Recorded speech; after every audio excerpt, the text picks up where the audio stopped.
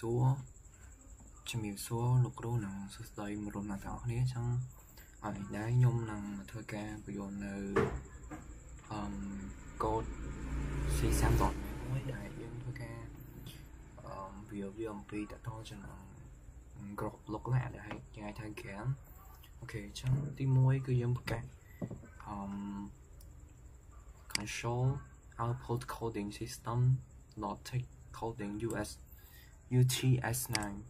8ហ្នឹងគឺយើងត្រូវ output code ហ្នឹងដែលថា coding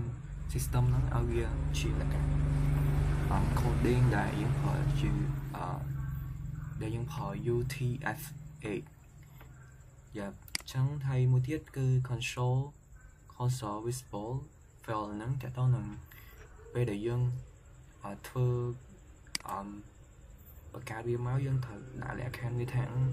ពេលដែលយើងលេងពេលដែលយើងនេះវាទៅត្រូវអត់ឬក៏ខុសចឹងដល់ហើយ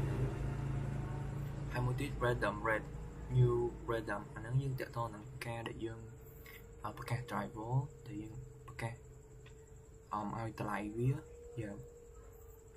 ហើយចូលហើយនេះចូលទៅដល់ឡើងloop ដែលយើងប្រើ while loop ហ្នឹងហើយឥឡូវនេះគឺយើងឲ្យតម្លៃ integer របស់វាដែលយើងត្រូវឲ្យគ្រាប់លក្ខណៈហ្នឹងវាមានចំនួន3គឺ day 1 day 2 និង day 3ឥឡូវនេះ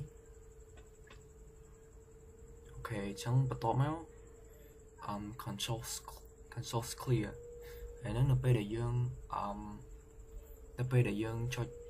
enter ទៅលើគ្រាប់លក្ខណៈហ្នឹងវានឹង load typing text ម្ដងដល់យើងត្រូវចុចបន្តទៀតហើយនៅនេះគឺ console refresh color ហ្នឹងក៏ដូចគ្នាហ្នឹងវាថាពេលដែលយើងចុច enter ទៅវានឹងឲ្យយើងចុច enter ម្ដងទៀតអញ្ចឹងហើយនៅនេះ console focus round color ហើយស្មើនឹង console color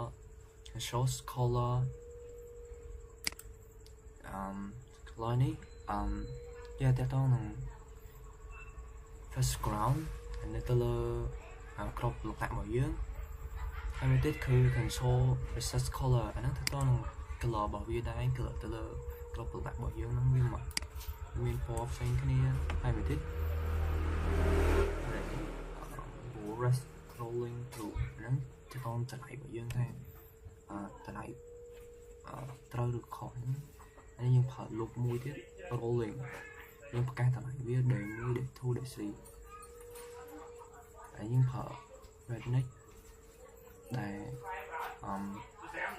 ឲ្យតម្លៃវា1ដល់7ហើយ console set up source processing អាហ្នឹងតើតើមក4នៅក្របលក្ខណៈនេះយើងប្រើកណ្ដាប់ពេលវាមានមក